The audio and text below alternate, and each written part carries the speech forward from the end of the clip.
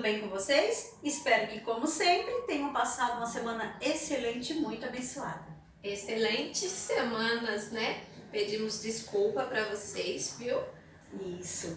Gente, semana passada nós não exibimos o vídeo, né? Mas por motivos alheios, a nossa vontade não foi possível publicar o vídeo de sábado passado, tá bom? Ai, a nossa saudade, ó, só multiplicou mais e mais e mais e mais e muito mais, né? E eu adorei as carinhas tristes de que não teria o vídeo, mas assim, depois a gente recompensa isso, certo, Lila? É isso aí, firmes e fortes. Então vamos iniciar o nosso encontro com o sinal da Santíssima Trindade. Em nome do Pai, do Filho e do Espírito Santo.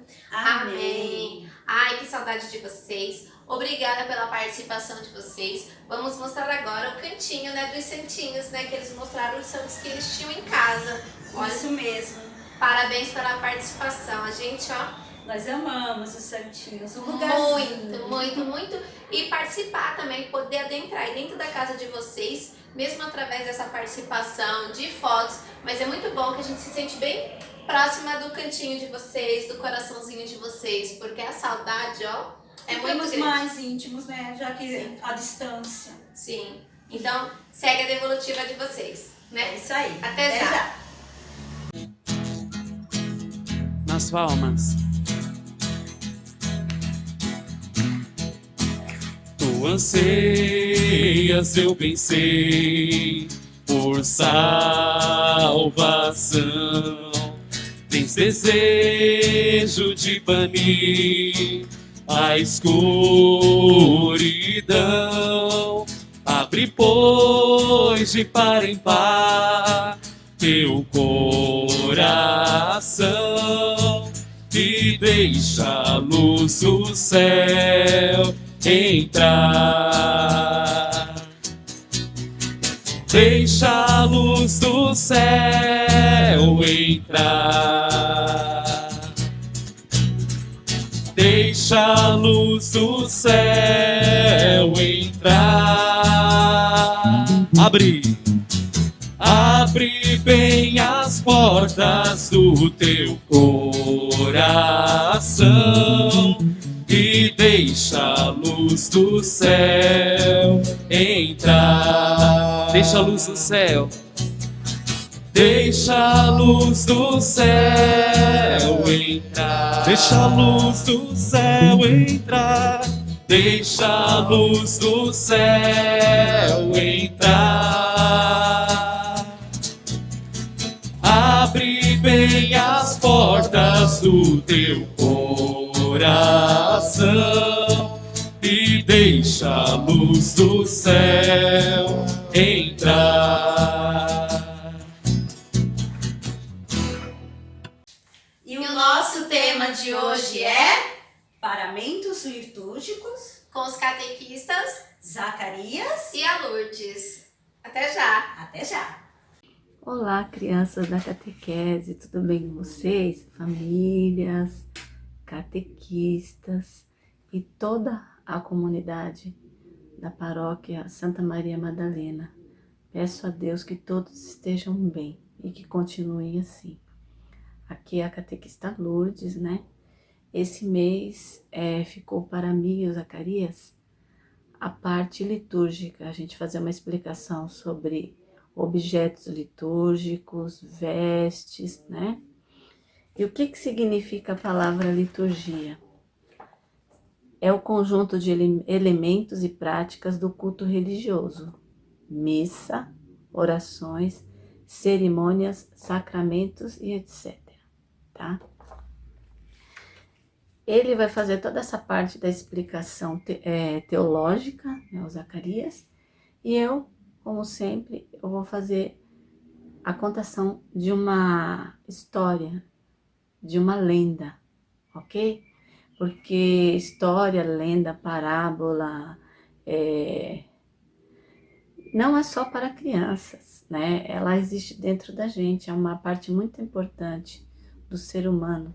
Ele gosta de história.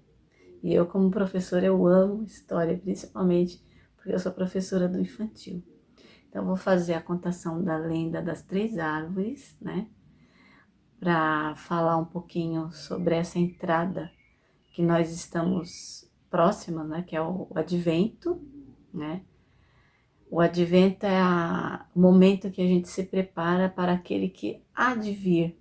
E quem é que está para chegar? Jesus, né?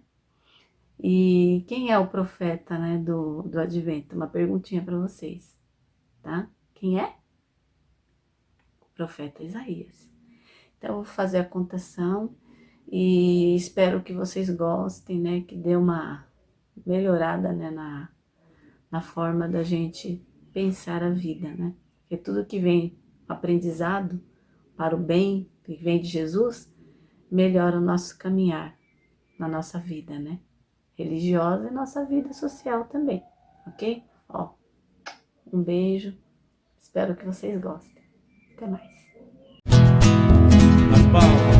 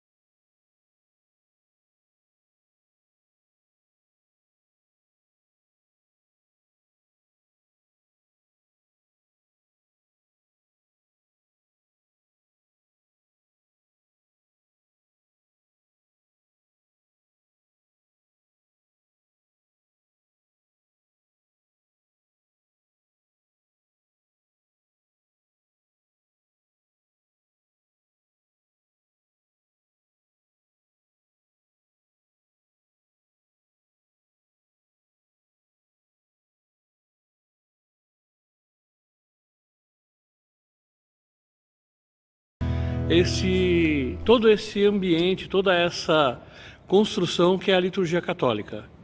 Essa primeira imagem que vocês estão vendo aí chama-se presbitério, é onde fica o altar e a área do padre. Essa outra parte que vocês estão vendo chama-se nave, onde ficam os fiéis. A nave é composta, no caso aqui da nossa paróquia, pela parte principal, que é a própria nave, e a parte do coreto, que é a parte que está acima das portas da igreja, certo? Então, nós vamos ver agora os objetos litúrgicos. Pessoal, essa é a pia batismal. É o lugar onde os catecúmenos, as pessoas que vão receber o batismo, vão receber a água, vão derramar a água sobre a cabeça. Aqui na nossa paróquia, ela é feita de madeira, vocês podem ver, dentro é de cobre. Por que madeira e por que esta madeira? Todos os objetos litúrgicos, eles têm uma função muito importante, que é a função da valorização do objeto. Ele tem que ser um objeto nobre, então tem que ser de um material de primeira qualidade. Esta madeira, como outros que nós vamos ver aqui, que também são de madeira da nossa comunidade, são feitos de pau-brasil, ou seja, de uma madeira dura, difícil de se encontrar hoje em dia e que é extremamente nobre. Então ela foi de reaproveitamento e foi concebida, foi entalhada em um tronco de pau-brasil.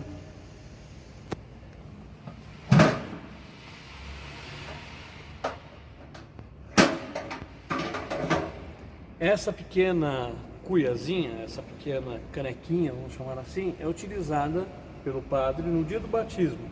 Ele pega a água que foi abençoada e derrama sobre a cabeça do catecúmeno, de forma a que ele receba o Espírito Santo de Deus através da água, tornando pela água filho de Deus e irmão de Jesus Cristo. Pessoal, nós vamos entrar agora, nós vamos adentrar numa das áreas mais nobres para nós cristãos, para nós católicos da igreja. Aqui dentro fica o sacrário, fica a reserva eucarística, a parte onde após a consagração e a comunhão, nós vamos guardar aquela Eucaristia que não foi comungada, que não foi compartilhada com os irmãos, ela vai ser guardada aqui dentro. Atentem para um detalhe: essa lâmpada, ela não deve ser apagada. Existe aqui na nossa comunidade duas, uma aqui e outra dentro do sacrário, mas elas não podem ser apagadas. Por quê? O sentido delas, quando acesas, é que o Senhor Jesus Cristo está presente. Lógico, são lâmpadas elétricas, elas podem queimar, elas podem faltar energia elétrica, mas essas excepcionalidades nós vamos descartar. A princípio, as lâmpadas ficam acesas o tempo todo, elas nunca são apagadas, tá? Indicando que o Senhor Jesus está presente no sacrário. O único dia em que os únicos dias em que elas são apagadas, tá, é na Sexta-feira Santa, quando o Senhor é morto, então ele não está presente, a reserva eucarística está vazia, então o Senhor não está presente na comunidade, ele não está presente no sacrário e as lâmpadas são apagadas, ok? Então vamos entrar agora na Capela do Santíssimo, onde fica o sacrário.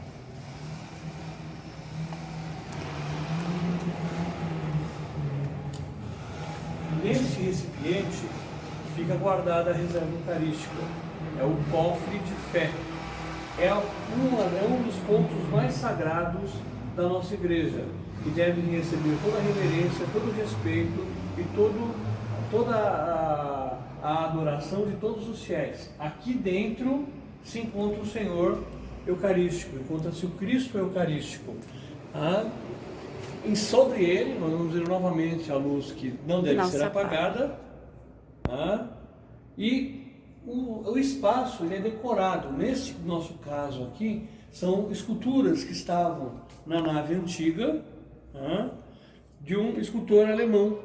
Gente, sobre o altar, nós temos um cesto de pães e o peixe, representando a multiplicação dos pães e dos peixes, ou a própria ceia. Sobre esse cesto, nós vamos ter o pão partilhado ao canto e os discípulos atrás, estilizados, para receber essa Eucaristia. Essa estátua representa o Cristo crucificado. Ela tem alguns pontos de importância, entre eles a questão dele não ter rosto, representando o rosto de cada um de nós. E atrás dele, esse círculo que foi feito na obra, ele representa o próprio Cristo Eucarístico, ou seja, o Cristo sacrificado, que também é Cristo Eucarístico, também é Cristo Pão, também é Cristo Vida. E sobre ela, embaixo, nós vamos ver o trigo formando uma hóstia, que lembra o pão, o corpo de Cristo ressuscitado. Essa obra de arte, gente, faz memória, faz menção a Santa Maria Madalena, para que nós lembremos do sacrifício que ela faz e de como ela se coloca a serviço.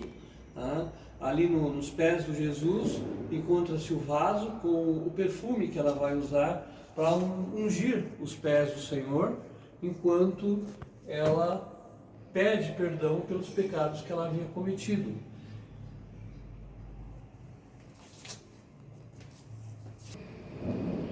O altar, em geral, ele tem alguns degraus para que sejam subidos pela pessoa. Qual o sentido disso?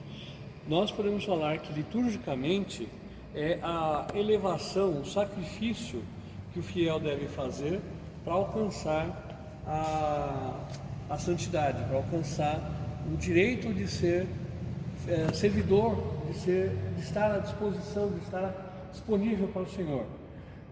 Também no sentido de que quem está sobre o altar é melhor visto por quem está na nave.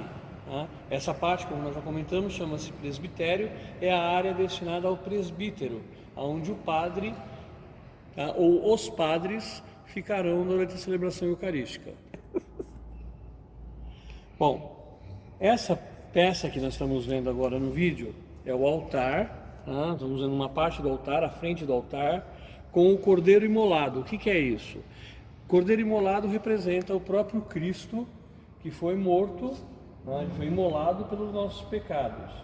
E ele é representado por uma ovelha ferida no peito, como Cristo teve o seu lado direito aberto. O altar, ele é consagrado ao Senhor e ele vai permanecer consagrado até que a igreja... Aqui, gente, nós temos a ferida ou ferimento do peito de Cristo, do Cordeiro, e o cálice que recolhe o sangue, que nas nossas lendas é chamado de Santo Graal, o cálice que recebeu o sangue de Cristo que escorreu da cruz. Como nós estamos comentando, trata-se do altar, e o altar O altar é consagrado e ele recebe relíquias. No caso aqui do nosso altar, nós temos relíquias de São Vítor, São Timóteo, Santo Antônio de Santana Galvão, Santa Paulina, Beato José de Anchieta e Beato Mariano della Mata.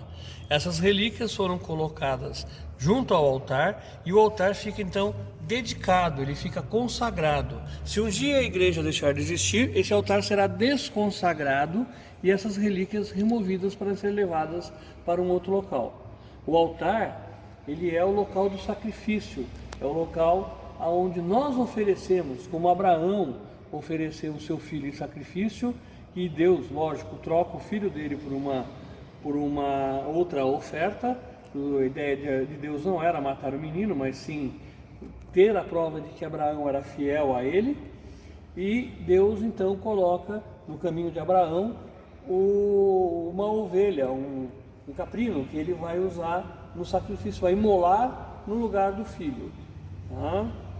E era sempre feito o altar. No antigo templo de Jerusalém, as ofertas também eram feitas no altar. O altar é uma mesa, só que é uma mesa destinada ao sacrifício, destinada ao trabalho para com o Senhor. Na área do presbitério, na área destinada ao padre, nós vamos ter uma cadeira especial, uma cadeira mais elevada, que é a cadeira do celebrante. Então, quando é o padre que vai celebrar, o padre ocupa esse lugar. Se houver, por exemplo, uma outra autoridade para celebrar, um bispo, um arcebispo, um padre convidado, ou uma missa especial onde algum padre será homenageado, ele vai ocupar esse lugar. É o lugar do presidente da celebração. Ele é mais elevado porque ele é, nesse momento litúrgico, o representante do próprio Cristo, o representante do próprio Senhor. Do lado, esse banquinho. Ao lado, nós temos os bancos que são destinados àqueles que estão prestando seus serviços à comunidade, prestando seus trabalhos na liturgia, tanto os ministros leitores quanto os ministros da Eucaristia, os cerimoniários, os coroinhas e toda a equipe de liturgia que por algum motivo precise ficar ou sobre ou próximo ao altar. Pode falar. Esse espaço é chamado de ambão, ou mesa da palavra, ou mesa do anúncio. Essa mesa, no caso, ela é fixa, essa então pode ser chamada até de ambão, é o lugar da onde se proclama normalmente a palavra. Percebam que sobre o desenho nós temos as velas. Essas velas representam quem? Representam a Santíssima Trindade, Pai, Filho e Espírito Santo. As três estão acesas, por quê? Porque Cristo é luz. Sobre elas nós temos o Verbo. No princípio era o Verbo, e o Verbo era Deus, e Deus era o Verbo, e o Verbo então habitou em nós. Ou seja, a Bíblia habita dentro do coração de cada um de nós. O convite aqui é que nós sejamos também representantes e proclamadores dessa palavra e ao mesmo tempo nós sejamos os divulgadores do trabalho da igreja. Então essa é a parte posterior do ambão, onde nós temos um local para você guardar alguns objetos. Lembrando que nas igrejas mais antigas os ambãos eram separados e era da onde o padre professava, publicava os seus sermões. Então os padres realizavam os sermões a partir do ambão para que toda a comunidade pudesse ouvir. Nas igrejas mais antigas, que for, por exemplo, na Igreja da Sé, precisam ter ambões muito altos, bem mais elevados, para que todo o povo pudesse participar e assistir, ouvir o que o padre falava. Esta outra é uma mesa da palavra, mas um pouquinho mais simples do que o nosso ambão, mas tem a mesma função: receber a palavra de Deus e ser local de anúncio. Gente, quando nós falamos leitores, realmente nós somos leitores, e a mesa aqui, ela é feita para nós lermos as leituras da missa. Porém, é proclamação da palavra. A partir do momento que nós falamos proclamar a palavra, nós temos que ter uma postura de proclamador, né? Respeitar a pontuação. E se você está proclamando algo para alguém, que é a Assembleia. Então, no momento que você lê aqui, você leu, parou a vírgula, você olha para a Assembleia, não precisa colocar a mão e mostrar para eles. Mas nós temos que ter essa postura de proclamador da palavra, não somente leitor. Sim. Gente, esses são alguns dos livros que nós temos na liturgia, tá? Então, o primeiro, o mais usado, é esse aqui, o Lecionário Dominical, tá? Onde dentro dele nós vamos encontrar as leituras de cada um dos domingos que nós vamos fazer a proclamação. Então, como é que ele funciona? Então, gente, primeira parte, nós vamos ter o ano A, Mateus, ano B, Marcos, ano C, Lucas. João é lido durante as festas, nos 3 anos A, B e C. Aqui nós vamos ter o domingo, tá? Então, conforme o domingo do ano, nós vamos ter a leitura. Esse lecionário, ele é composto de 3 volumes, aqui estão 2, mas são 3. O lecionário dominical, o lecionário semanal, que é onde são realizadas as leituras da semana, de segunda a sábado, e o terceiro, que é o dos dias santos, que não está aqui com a gente no momento. Esse daqui é o evangeliário. O evangeliário, ele traz os 4 evangelistas, tá? Para que sejam lidos. Esse livro só é utilizado em celebrações especiais, não é usado todo domingo. Um outro livro que é usado todo domingo, mas esse é reservado ao padre, é o Missal Romano. Este livro tem as orações e as preces, o rito da liturgia. Então, por exemplo, liturgia eucarística, que está lá no nosso folhetinho, está dentro do Missal Romano. Conforme a liturgia, o padre vai ter o acompanhamento por este livro aqui. Nós vamos agora mostrar um pouquinho das vestes litúrgicas. A primeira veste litúrgica que nós temos é essa daqui. Muita gente chama ela de batina, mas ela não é uma batina, o nome correto dela é alva. Não só por ser branca, mas é porque é a que é utilizada pelo sacerdote e pelos ministros da palavra, pelos diáconos, né, durante a celebração. A alva se pressupõe, né, se coloca como aquela roupa citada em Apocalipse, que os que vieram da tribulação lavaram e alvejaram suas roupas no sangue do Cordeiro, ou seja, ela representa a pureza daquele que foi batizado e que é fiel a Jesus. Esta é a estola. A estola, ela tem a origem ainda com o povo judeu, em especial com os fariseus, né? Para os fariseus, quanto mais longa fosse a estola, mais fiel a pessoa era a Deus. Então ela representava uma ligação do indivíduo com Deus. Na igreja, a estola é exclusiva do sacerdote e do diácono, e ela é utilizada por eles para representar a pessoa. Então ela é feita de 2 tiras.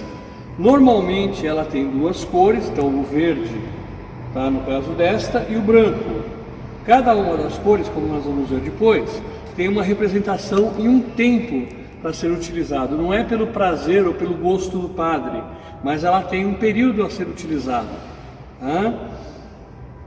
A estola vai sobre a alva e no caso do padre ela é usada na vertical, no caso do diácono ela é usada na diagonal. Essa daqui é a casula. É uma veste usada pelo celebrante, principalmente quando existe mais de um celebrante ou quando é uma festa especial. Se eu tiver, por exemplo, 3 padres celebrando, o padre que estiver presidindo a celebração estará utilizando a casula. Ela é colocada em cima da alva e em cima da estola. Então o padre que está com a casula, por baixo da casula, ele está com a estola, e por baixo da casula, por baixo da estola, ele estará com a alva. É uma roupa que se sobrepõe às outras roupas. Quando o padre usa assim, de forma mais constante a casula, em celebrações festivas, como por exemplo, uma primeira Eucaristia, um crisma, são festas que reportam à comunidade uma alegria. Então uma roupa, vamos dizer assim, mais importante, uma roupa que se sobrepõe, traz um ar festivo à celebração. Gente, nós vamos agora começar a trabalhar os objetos da liturgia. Essa mesinha que dá apoio para o padre chama-se credencial ou credência. Então ela está sempre presente, ela pode estar aqui junto do altar, como é nesses momentos em que o padre não tem auxílio de ninguém. Então aqui fica os objetos litúrgicos que ele vai usar. Ele pega daqui, coloca sobre o altar e faz uso desses objetos. Uma outra coisa importante para toda a celebração é a presença da vela. Jesus é luz, Jesus é vida, e o Jesus ressuscitado é representado pela vela acesa. Então, em todas as celebrações, nós temos a vela acesa no altar. Como o caso da lâmpada, vocês vão lembrar que nós comentamos, pode acontecer durante a celebração da vela se apagar. Cabe a quem está cuidando da liturgia reacender essa vela, para não deixar ela apagada. Um outro objeto são essas jarrinhas, podem ser de vários tamanhos. Eu peguei essas aqui, mas aqui na comunidade mesmo tem outras.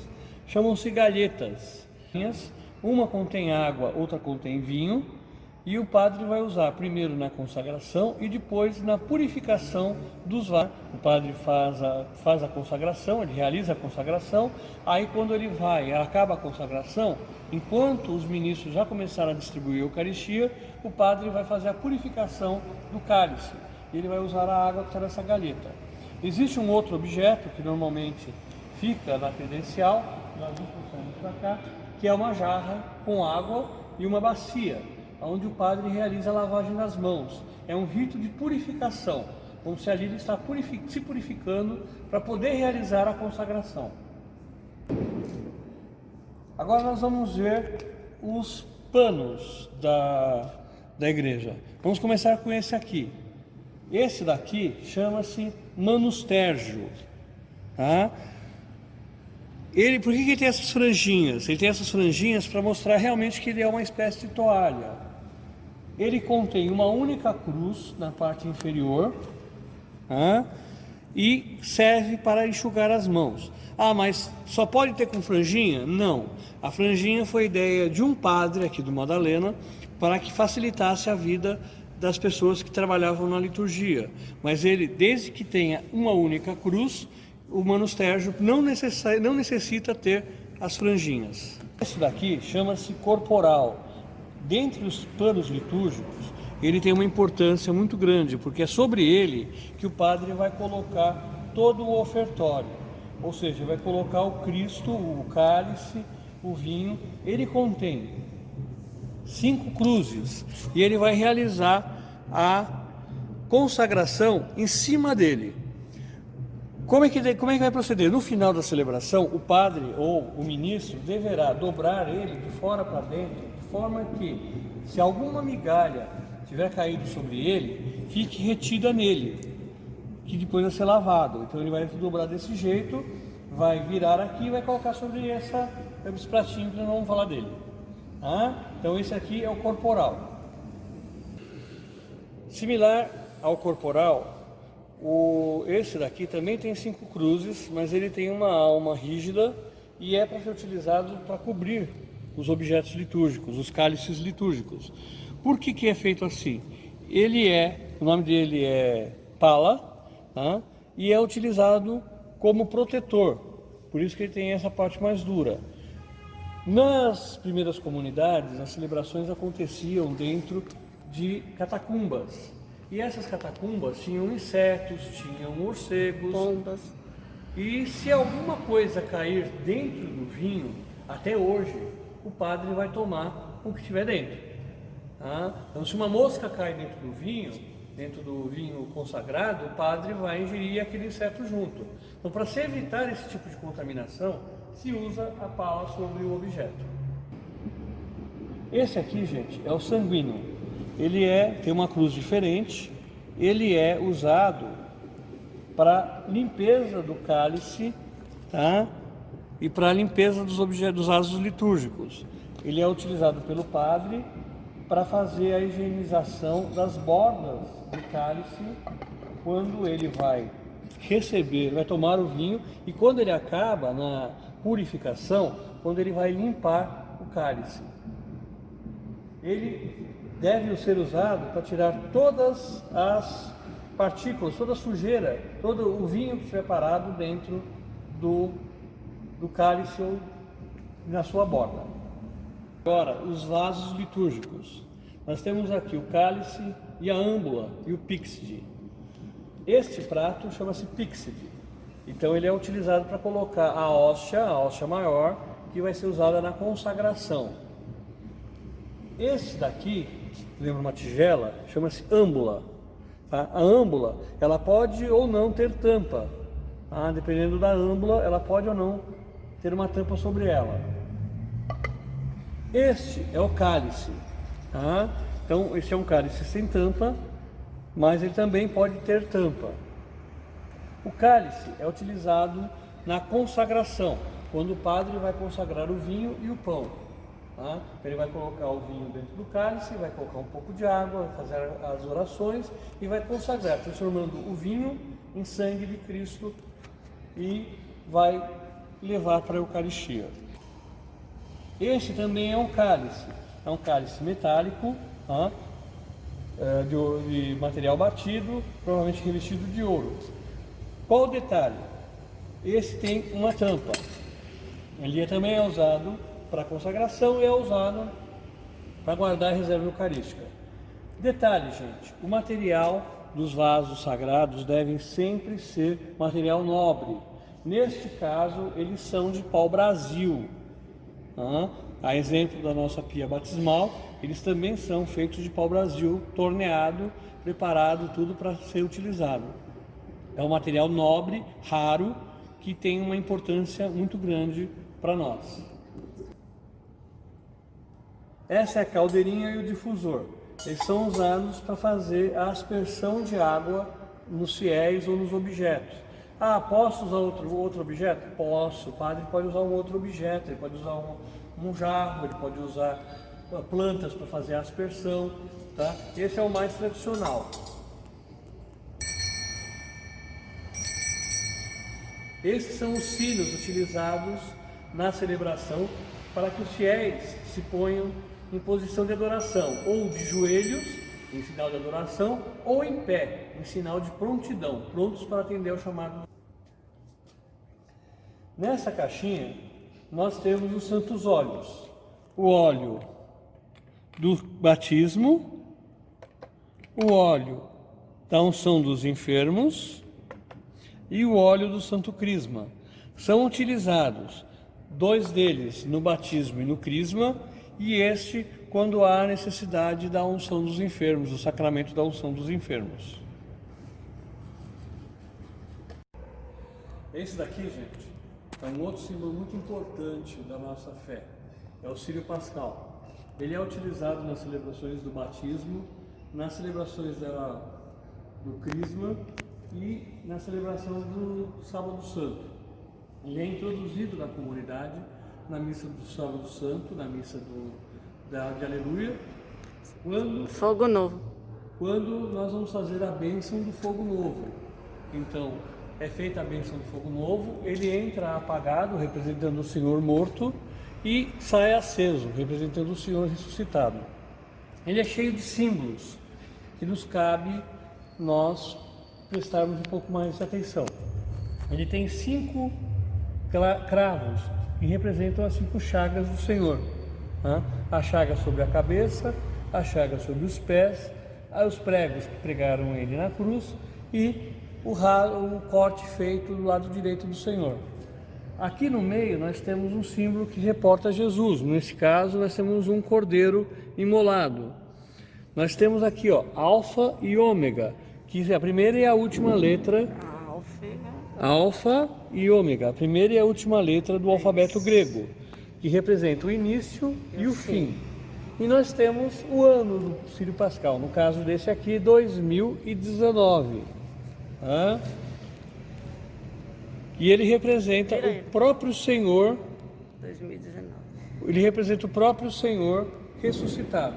Então, quando nós vamos fazer o batismo, a criança, o catecúmeno, que é o nome da pessoa que vai ser batizada, recebe a vela que foi acesa diretamente do Círio Pascal, em sentido de que o padrinho está transferindo para o seu apadrinhado, para o catecúmeno, a luz de Cristo, a luz que o Senhor nos deu. Esse daqui é o turigo. Aqui dentro é colocado incenso e brasas, e durante a celebração um ministro, um coroinha, ele vai agitando de forma a que o incenso vai queimando e levando, incensando os objetos. O padre também, em celebrações especiais, utiliza ele para incensar o altar e para incensar os livros litúrgicos. Nesse recipiente fica o incenso, que vai ser queimado. Nós vimos alguns dos objetos litúrgicos. Em algumas regiões ou dentro de algumas comunidades, os nomes podem variar um pouquinho, mas em geral seguem esse parâmetro que foi colocado. Agora eu gostaria de chamar a atenção para 2 pontos importantes. Eles estão correlacionados. Um primeiro momento nós vamos pensar no ano litúrgico, como funciona o ano litúrgico, que é diferente do ano civil, quando ele começa, quando ele termina, e quais os seus ritos durante esse desenrolar. E o segundo ponto é diretamente as cores. As cores litúrgicas, ao contrário do que muitas pessoas dentro das comunidades pensam, não parte da pessoa do presbítero, ou do presidente, ou do padre, mas sim segue uma legislação, um regulamento litúrgico que define quais cores e em que dias devem ser utilizadas. O ano litúrgico inicia-se com o ciclo do Natal.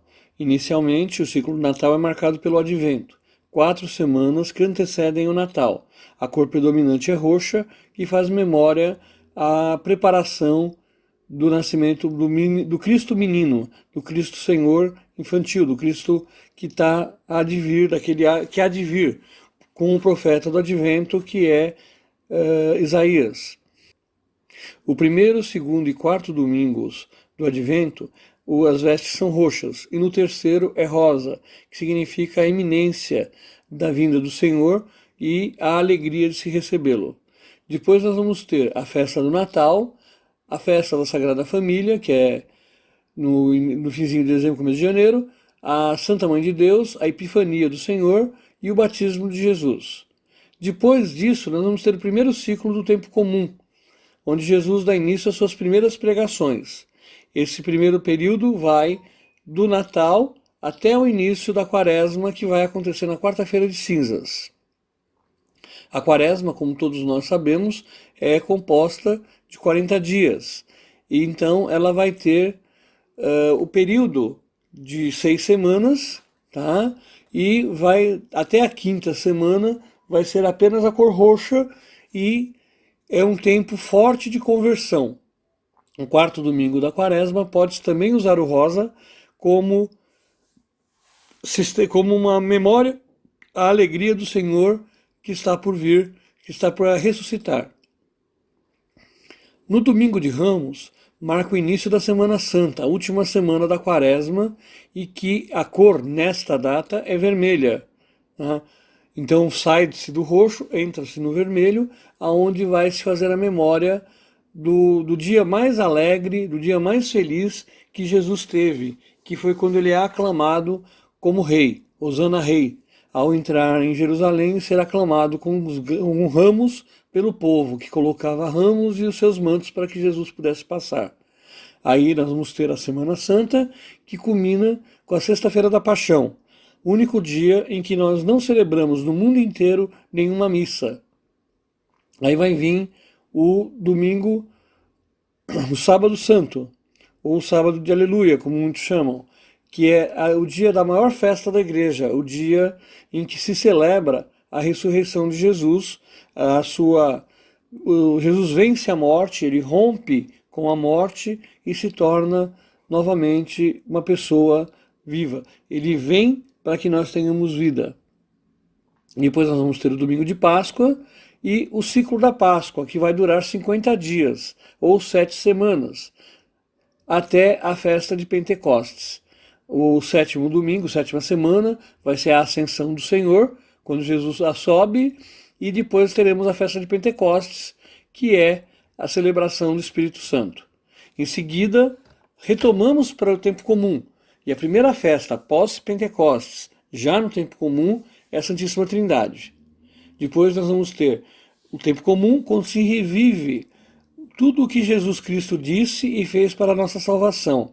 E esse período vai terminar com o final do ano litúrgico, que é a festa de Cristo Rei. Essa festa de Cristo Rei marca, como comentei, o final do ano litúrgico e, principalmente, ela marca o final do ciclo.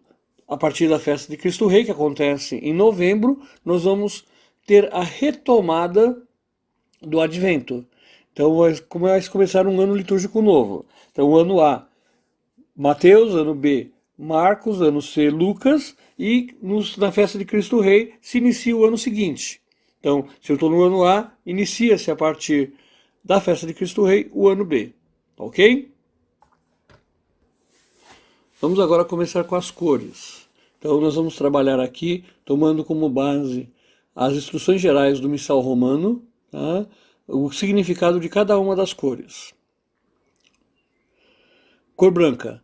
Simboliza a vitória, a paz, a alma pura, a alegria. É usada nos ofícios e missas do tempo pascal e do Natal, nas festas e memórias do Senhor, exceto as da Paixão, nas memórias da bem-aventurada Virgem Maria, dos santos anjos, dos santos não mártires, das festas de todos os santos, São João Batista, São João Evangelista, Cátedra de São Pedro e Conversão de São Paulo. O vermelho simboliza o fogo, o sangue, o amor divino, o martírio. É usado no domingo da Paixão, que é o domingo de Ramos, e na Sexta-feira Santa. No domingo de Pentecostes, nas celebrações da Paixão do Senhor, nas festas dos apóstolos e evangelistas, nas celebrações dos santos mártires. O verde representa a esperança, representa a vida, a vegetação. É usada nos ofícios e missas do tempo comum. O roxo simboliza a penitência. É usado no tempo do Advento e da Quaresma. Pode também ser usado nos ofícios e missas pelos mortos. O preto é símbolo de luto. Pode ser usado nas missas pelos mortos. Muitas vezes é substituído também pelo branco. O rosa simboliza a alegria.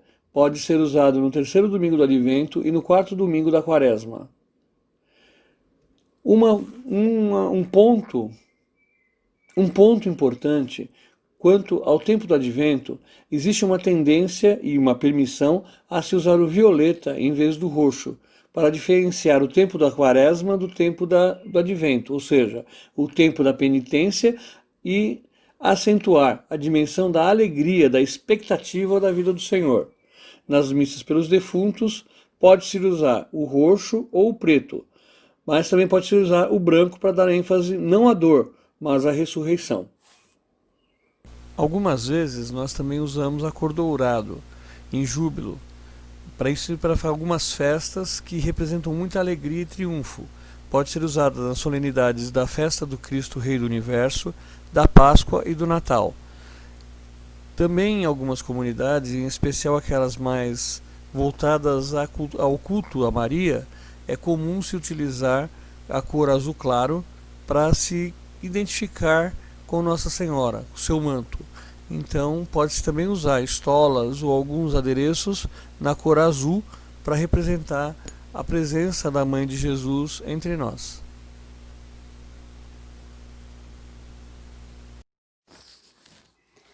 A lenda das 3 árvores. Havia no alto de uma montanha 3 pequenas árvores que sonhavam que seriam depois de grandes. A primeira, olhando as estrelas, disse: Eu quero ser o baú mais precioso do mundo, cheio de tesouros. Para tal, me disponho ser cortada. A segunda olhou para o riacho e suspirou: Ai, eu quero ser um grande navio para transportar reis e rainhas. A terceira árvore olhou o vale e disse: Quero ficar aqui, no alto da montanha, e crescer tanto que as pessoas, ao olharem para mim, levantem seus olhos para o céu e pensem em Deus. Anos se passaram e certo dia, 3 lenhadores nada ecológicos vieram e cortaram as 3 árvores, que ficaram ansiosas para serem transformadas naquilo em que sonhavam. Mas lenhadores não costumam ouvir nem entender de sonhos. Que pena! A primeira árvore acabou sendo transformada num cocho cheio e coberto de feno para animais. A segunda virou um simples e pequeno barco de pesca, carregando gente e peixe todos os dias. E a terceira, mesmo sonhando ficar no alto da montanha, acabou em grossas vigas e colocada de lado num depósito. E as 3 se perguntavam, desiludidas e tristes: por que isto? Numa certa noite, cheia de luz e de estrelas, em que haviam 1000 melodias no ar, uma jovem mulher colocou o seu bebê recém-nascido naquele cocho de animais. E, de repente, a primeira árvore percebeu que continha o maior tesouro do mundo.